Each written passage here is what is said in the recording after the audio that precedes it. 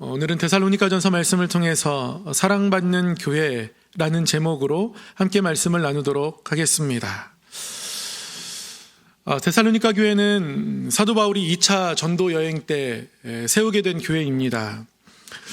1절 말씀에 보면 데살로니가 전서, 데살로니가 교회에 편지하는 이 편지에서 발신의 인사를 3명의 사람이 함께 나눕니다. 바울과 실루아노, 디모데. 실루아노는 신라의 또 다른 이름입니다. 바울과 실루아노, 디모데는 2차 전도 여행 때 함께 바울과 동행했던 사람들이죠. 그들이 데살로니가에서 열심히 전도하고 그곳에 교회가 세워졌습니다. 그런데 사실 이 데살로니가 교회가 세워진 데살로니가 지역은 교회가 세워지고 유지되기에 굉장히 어려운 곳이었습니다. 왜냐하면 강성 유대인들이 굉장히 많았기 때문에 그렇습니다.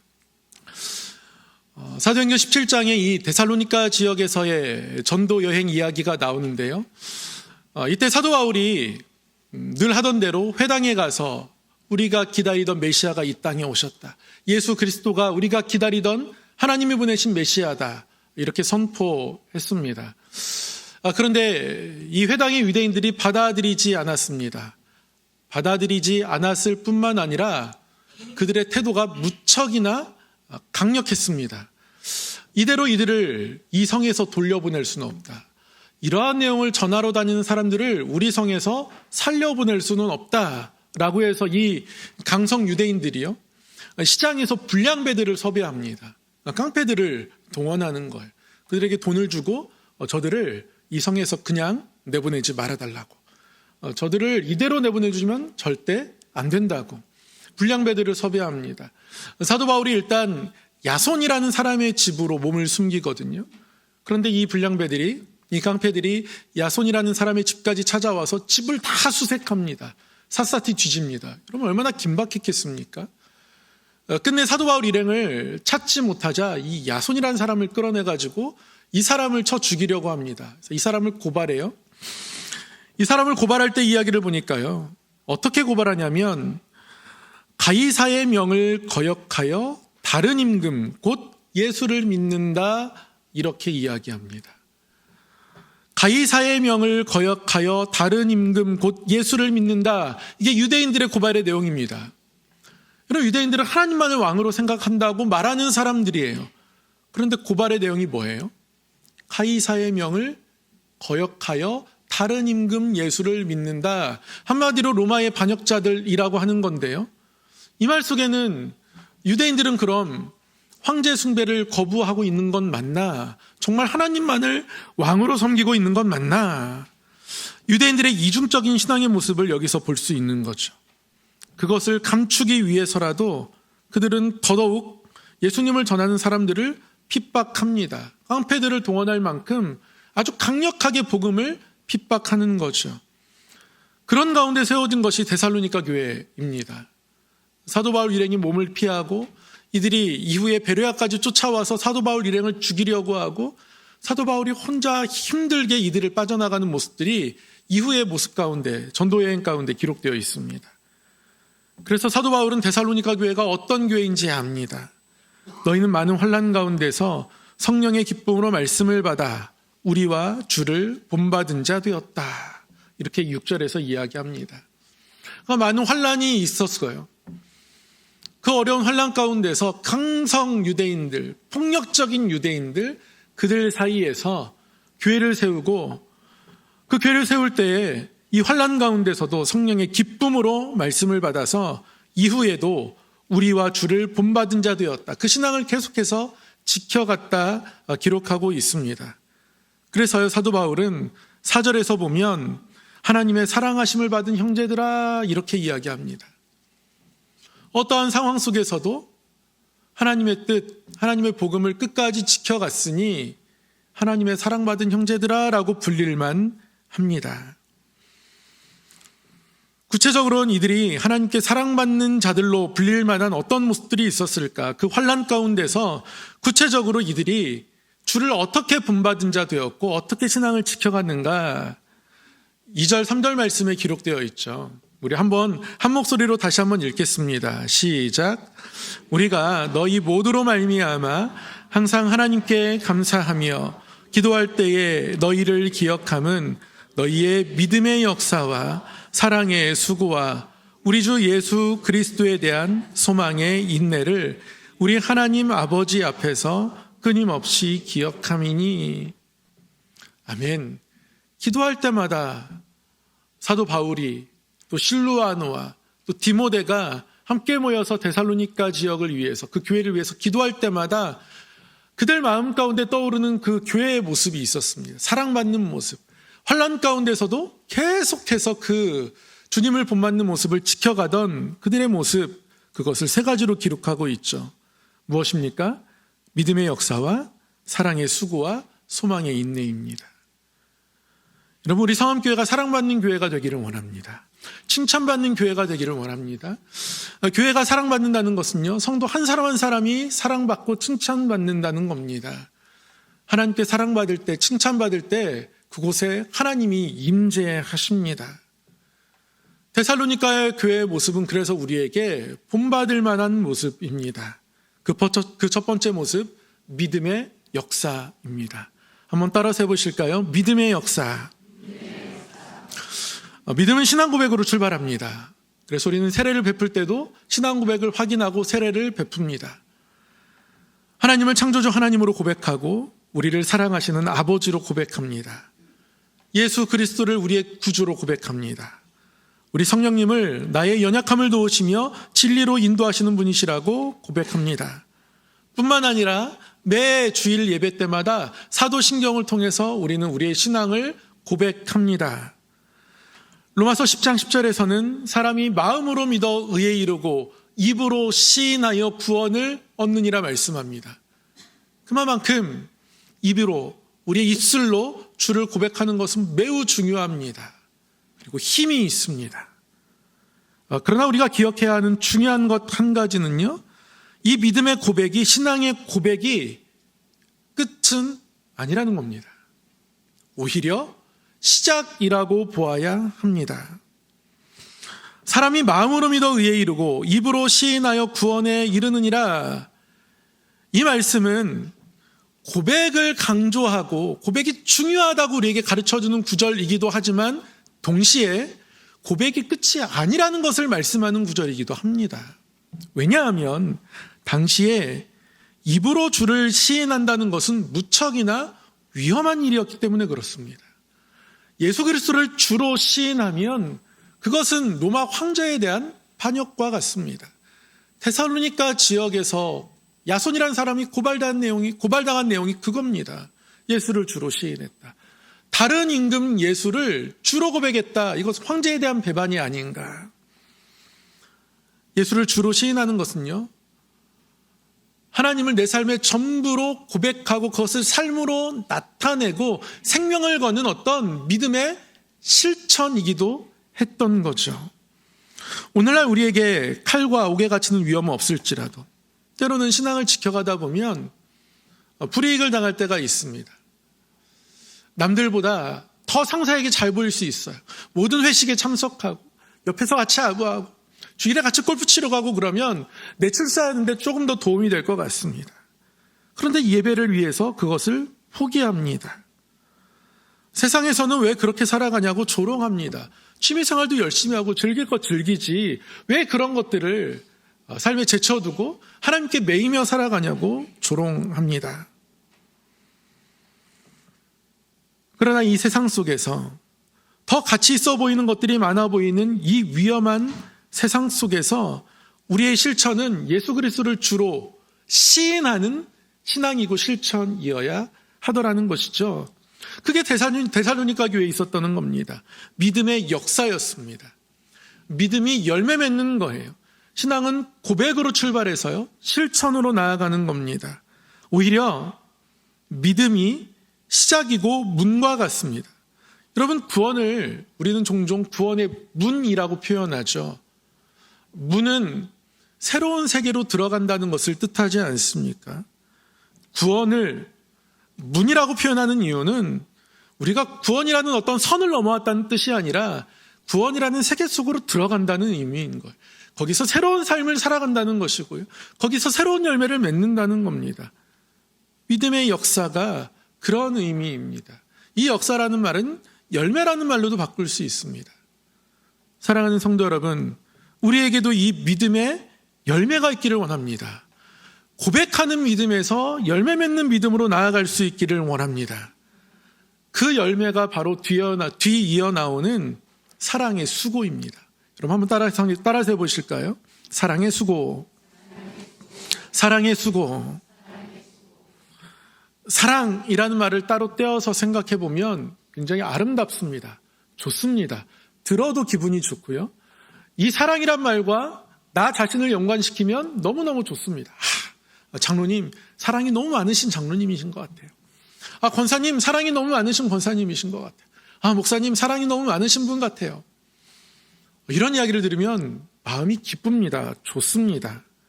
사랑이라는 말의 어감이 좋기 때문에 그렇습니다. 그런데 사랑은 결코 쉬운 것은 아닙니다. 사랑의 본질에 다가가면 다가갈수록 우리에게는 수고가 뒤따릅니다. 그럼에도 불구하고 사랑이 아름다운 이유는 무엇일까요? 수고를 지나가면 어느새 사랑을 받은 사람도 더 아름답게 바뀌어 있고요. 사랑을 준 사람도 더 아름답게 바뀌어 있기 때문에 그렇습니다. 부모가 되면 자녀를 사랑하게 됩니다. 자녀를 사랑하는 것이 몹시 어렵습니다. 때로는 자녀의 단점을 통해서 내 단점을 함께 바라보게 돼요. 근데 그것을 통해서 다시 한번 내 모습을 하나님 앞에 정직하게 보여드리고 깨닫게 되고 자녀도 성숙해 가지만 부모도 함께 성숙해 갑니다. 어르신들이 그런 말씀 많이 하세요. 자녀를 낳아봐야 또 길러봐야 진짜 어른이라고. 왜냐하면 그 사랑이 결코 쉽지 않지만 그 사랑 때문에 자녀가 자라고 내가 자라기 때문에 그렇습니다. 교사가 돼서 학생들을 가르치다 보면 처음에 이제 교대에 들어가서 교육학을 공부하고 임용고시 다 합격하고 이런 모든 훈련의 과정을 마치고 나면 내가 이제 훌륭한 교사로 모든 일들을 감당할 수 있을 것 같은 생각과 마음이 든대. 현장에 가면 너무 다른 거예요. 여러 힘들고 어려운 일을 만나고 가르치면 다 되는 건 줄 알았는데 잘 가르치면 될 것 같았는데 나 목소리도 좋고 외모도 받쳐주고 사람들이 호감 갖는 교사고 아이들도 그럴 거라고 생각했는데 이 아이들이 껄핏하면 경찰서가 있고 경찰서에 데리러 가야 하고 그러면서 그 아이를 끝까지 포기하지 않아야 하고 이런 일들을 겪으면서 내가 부족한 교사였다는 것을 현장에서 깨닫게 되고 사랑으로 또 부어주면서 아이가 바뀌게 되고 교사인 내가 성장하게 되고 이런 일들을 겪게 되더라는 것이죠. 여러분 수고는 그런 겁니다. 수고는 아름다움을 낳습니다. 그런 수고가 있을 때 그것이 진정한 사랑입니다. 그 사랑의 수고가 교회에 있었다는 거예요. 여러분 창세기에 보면 하나님께서 아담과 하와를 첫 공동체로 가정으로 만들어 주시죠. 그때 여러분 하나님께서 하와를 만드실 때 무엇을 재료 삼습니까? 아담의 갈비뼈를 취해서 하와를 만듭니다. 유대인들이 창세기에 관한 해설집을 만들어서 서로 읽고 나누는데요. 그 해설집의 이 파트에 대해서 그런 해설이 있습니다. 왜 하나님은 하필 수많은 뼈들 중에서 가장 약한 갈비뼈를 선택하셨을까? 이런 질문을 던지고서는요. 이런 질문에 대한 대답으로 어떤 이야기를 하냐면 만약에 하나님께서 머리뼈를 가지고 하와를 만드셨다면 하와가 아담 머리 위에 올라갔을 것이다. 만약에 아담의 발가락뼈를 가지고 하와를 만드셨다면 아담이 하와를 짓밟듯 무시했을 것이다. 만약에 팔뼈로 하와를 만드셨다면 서로 팔을 휘두르며 다투었을 것이다. 그래서 하나님은 둘이 서로 사랑할 수 있도록 갈비뼈를 취하신 것이다. 여러분 갈비뼈는 우리의 의지로 움직일 수가 없습니다. 모든 뼈는 움직일 수가 있는데요. 이 갈비뼈를 움직이는 것은 어렵습니다. 그러면서도 약합니다. 그 갈비뼈로 하와를 만드신 거예요. 그리고 하와를 돕는 배필이라고 말씀하셨습니다. 여러분 돕는 사람의 본질이 뭡니까? 갈비뼈인 거예요. 우리가 교회에서 생활하다 보면 서로 간의 단점들을 보게 됩니다. 참 이 단점을 고치는 것이 어렵습니다. 성질이 급한 사람들은 늘 급해요. 느린 사람들은 늘 느립니다. 밝은 사람들은 늘 밝고요. 차분한 사람들은 늘 차분합니다. 우리 구역장님이 좀 밝았으면 좋겠는데, 활기찼으면 좋겠는데 너무 조용하신 것 같아요. 반대로 우리 구역장님이 좀 초신했으면 좋겠는데 너무 방방방방 밝으신 것 같아요. 주방에서 그 정해진 시간 안에 많은 사람들의 이 점심을 준비하다 보면 빨리빨리 움직여야 되는데 저 권사님은 왜 이렇게 느린지 모르겠어요. 사람마다 다 다릅니다. 그럼에도 불구하고 교회에 존재해야 하는 모습이 뭐냐면 그 어쩔 수 없는 그 단점, 그건 그 사람의 갈비뼈인 거예요. 어쩔 수 없는 거예요. 그럼 나는 어떻게 해야 되는가? 왜 갈비뼈를 못 움직여? 라고 말하는 것이 아니라 내가 저 갈비뼈가 되어서 도와줘야지. 그렇게 살아가더라는 거예요. 그게 서로에 관한 태도였다는 거죠. 이게 데살로니가 교회의 모습입니다. 여러분, 사랑의 수고가 뭐예요? 갈비뼈가 되는 겁니다. 내가 갈비뼈가 되는 거예요. 예수님께서 친히 본을 보셨습니다.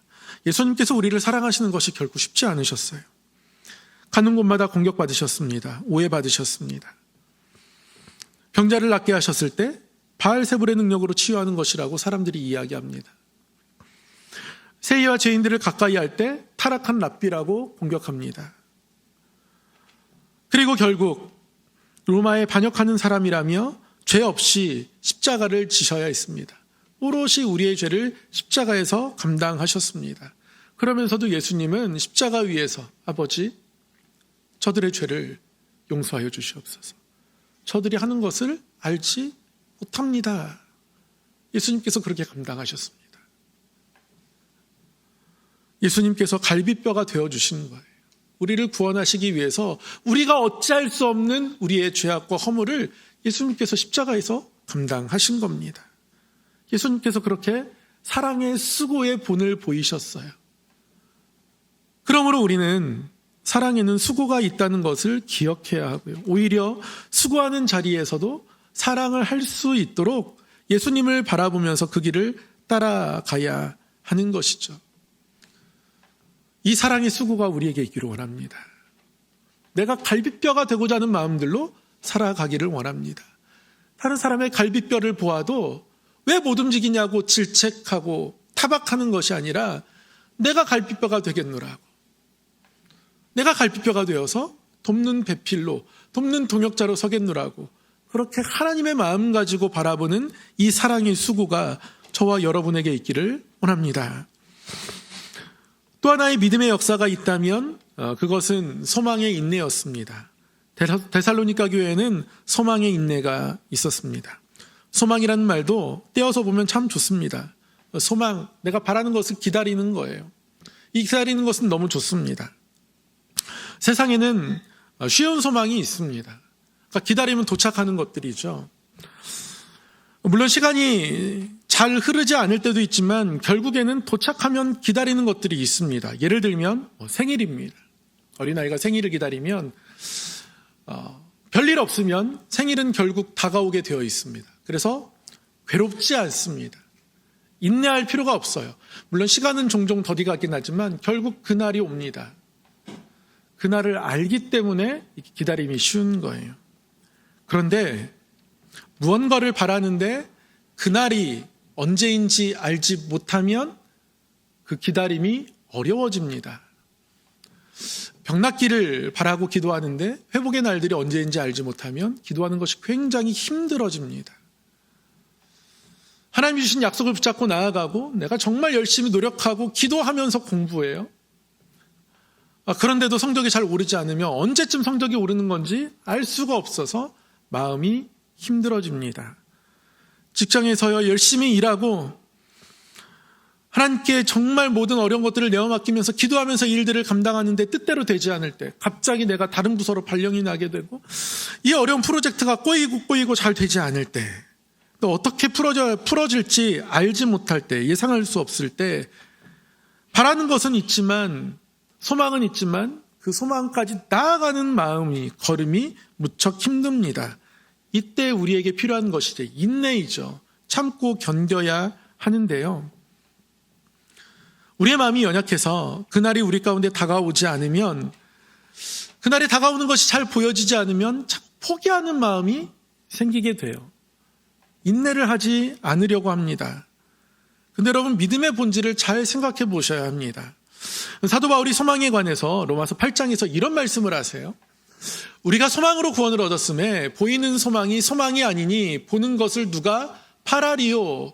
만일 우리가 보지 못하는 것을 바라면 참음으로 기다릴지니라. 여러분, 참 말씀이 어렵습니다. 한 절 한 절을 잘 묵상해 보겠습니다. 사도 바울은 우리가 소망으로 구원을 얻었다 이야기합니다. 믿음으로 구원을 받은 것을 포함하는 말인 거예요. 여러분, 우리의 믿음의 내용이 무엇입니까? 데살로니가 교인들이 믿었던 믿음의 내용이 무엇이고 우리가 믿는 믿음의 내용이 무엇이에요? 예수 그리스도께서 우리를 위해 죽으셨고 그가 부활하셨고 그가 다시 오실 것이라는 겁니다. 사도 바울이 데살로니가 교회에 이것을 말로 전했습니다. 말뿐이었습니다. 증거를 댈 수가 없어요. 증명할 수가 없습니다. 그런데 성령께서 감동을 주셔서 그 진리를 깨닫게 된 거예요. 여러분, 진리는 그런 겁니다. 지식은 증명을 통해서, 사유를 통해서, 생각을 통해서 깨닫게 되지만 진리는 깨달아지는 거예요. 성령에 의해서 데살로니가 교인들이 아무 증거 없이도 사도 바울이 전한 복음을 받게 되었습니다. 6절에서 그렇게 기록하고 있잖아요. 그 내용은 예수님이 죽으시고 부활하셨다. 그분이 메시아다. 그리고 하나님의 나라를 이루기 위해서 다시 오실 것이다. 이게 하나인 겁니다. 여러분, 우리의 믿음이요, 보지 않는 것을 믿는 믿음이었습니다. 보지 않는 것을 믿고 보지 않는 것을 바라던 것이었습니다. 그 소망으로 우리가 믿고 구원을 얻었다라는 거예요. 여러분, 보이는 것은 소망이 아닙니다. 그냥 기다리는 거예요. 생일을 기다리는 것은 그냥 기다리는 겁니다. 간절함이 필요 없어요. 왜냐하면 자동으로 오니까요. 때가 정해져 있으면 때가 자동으로 다가옵니다. 나의 간절함이 필요 없어요. 보이는 소망, 그것은 소망이 아닙니다. 보는 것은 누가 바라겠느냐. 오히려 보이지 않기 때문에 더 간절히 바라는 것 아니겠느냐. 무엇을 우리에게 말씀하는 거예요? 사단은 우리를 속게 만듭니다. 보이지 않으니까 간절할 필요가 없어 라고 말하지만 복음은 뭐라고 말해요? 보이지 않을 때 바랄 수 있는 것이 바로 소망이다. 소망의 본질은 인내다라고 가르쳐주는 거예요. 내가 여기서 더 간절히 하나님께 바라는 것이 하나님 앞에 믿음으로 깨어있는 모습이라고 가르쳐주는 겁니다. 만일 우리가 보지 못하는 것을 바라면 참음으로 기다릴지니라. 우리가 그렇게 만약에 보지 못하게 되는 것을 바라게 된다면 참음으로 기다릴지니라. 이게 믿음의 모습이라는 거예요. 이게 믿음의 역사라는 거예요. 고백하는 믿음이 더 자라게 되면 구원의 세계를 살아가는 우리에게 하나님 주신 소망이 있다면 이 모습이라는 거예요. 아브라함이 이삭을 통해서 하나님께서 그 약속을 이루셨음을 경험하게 될 때까지 정말 오랜 기다림이 있었습니다. 100살이 되어서야 이삭을 그 품에 안게 되었어요. 그러나 하나님이 언제쯤 이삭을 주실 거라고 아브라함에게 말씀해 주지 않으셨습니다. 보이지 않는 아들이었던 거예요. 그러나 계속해서 기다리는 것이죠. 그 기다림이 보이지 않는 기다리지만 그에게는 하나님을 향한 소망이었습니다. 그 어떤 내용을 바라면 이렇게 돼요. 점점 소망이 없어지는 것 같고 이루어지지 않으면 흔들리는 것 같고 내용에 집중하면 그렇지만 하나님께 집중하면 그렇지 않습니다. 하나님에 대한 소망이면 오히려 하나님을 더 기다리게 되는 겁니다. 그리고 하나님은 아브라함에게 결국 이삭을 주셨습니다. 그 하나님에 대한 신뢰가 이미 그 기간 동안 쌓여진 거예요. 믿음이 더욱더 단단해진 거죠. 왜 아브라함이 이삭을 내어놓으라 때에 드릴 수 있었겠습니까? 하나님에 대한 신뢰 때문에 그렇습니다. 그의 소망이 그를 더욱더 크게 만드는 거예요. 단단하게 만드는 거예요. 우리에게 인내가 필요한 것은 우리가 자라가기 위함입니다. 그 소망이, 이 소망의 인내가 우리에게도 필요합니다. 때로는 눈물과 아픔을 만나고 뜻대로 되지 않는 것들을 만납니다. 여러분, 우리 입술에 간절한 기도 제목이었으나 어느 순간 사라져버린 기도 제목들이 있을 거예요. 왜냐하면 그것을 계속해서 기도하는 내 마음의 인내가 부족하기 때문에 그렇습니다. 그런데 보이는 것을 바라는 것이 무슨 바라는 것이냐고 말씀해요. 보이지 않는 것을 바라는 것이 진짜 소망 아니냐고, 믿음의 본질이 그것 아니었냐고, 그 소망으로 구원 얻은 것 아니었냐고, 보이지 않는 그 예수님의 죽으심과 부활을 우리가 믿은 것 아니었냐고 다시 우리에게 하나님께서 반문하십니다. 여러분, 그게 진짜 믿음이에요. 보이지 않는 소망으로 붙잡고 있지 않다면 우리 믿음이 흔들리고 있는 겁니다. 그게 진짜 믿음이라고, 그게 믿음의 역사이고 열매라고 말씀하는 겁니다. 사랑하는 성도 여러분, 이 소망의 인내를 우리가 바라보고 구하기를 원합니다. 사실 데살로니가 교회에 이런 모습들이 있었어요. 역사하는 믿음, 고백하는 믿음을 넘어서서 고백을 시작으로 해서 역사하는 믿음이 있어. 내가 좋아하는, 만족하는 그 사랑을 넘어선 수고하는 사랑이 있었고요. 인내하는 소망이 있었습니다. 역사하는 믿음과 수고하는 사랑, 인내하는 소망을 다시 한번 우리가 하나님 앞에 간절히 구하면서, 하나님, 역사하는 믿음을 갖게 해주십시오. 수고하는 사랑의 자리에 나가게 해주십시오. 인내하는 소망을 가지고 주 앞에 서게 해주십시오. 그래서 하나님께 택한 자, 하나님께 사랑받는 자로, 그 교회로 우리가 서도록 인도하여 주십시오. 이러한 기도의 제목들을 가지고 살아가는 성도 되기를 간절히 소망합니다. 기도하겠습니다. 사랑의 하나님 아버지, 우리의 믿음이 고백하는 믿음에서 역사하는 믿음으로 나아가기를 원합니다. 하나님 아버지, 내가 만족하는 사랑을 넘어서서 수고하는 사랑의 자리까지 나아가기를 원합니다. 하나님 아버지, 보이는 것을 바라는 자리에서 멈춰있지 않고 낙심하지 않고 인내하는 소망으로 이 땅을 살아가기를 원합니다. 믿음 더하여 주시고 데살로니가 교회에 함께 하셨던 그 성령으로 우리와도 동행하셔서 이러한 믿음의 길을 걸어가도록 붙드시고 인도하여 주시옵소서. 우리 주 예수 그리스도의 이름으로 기도드리옵나이다. 아멘.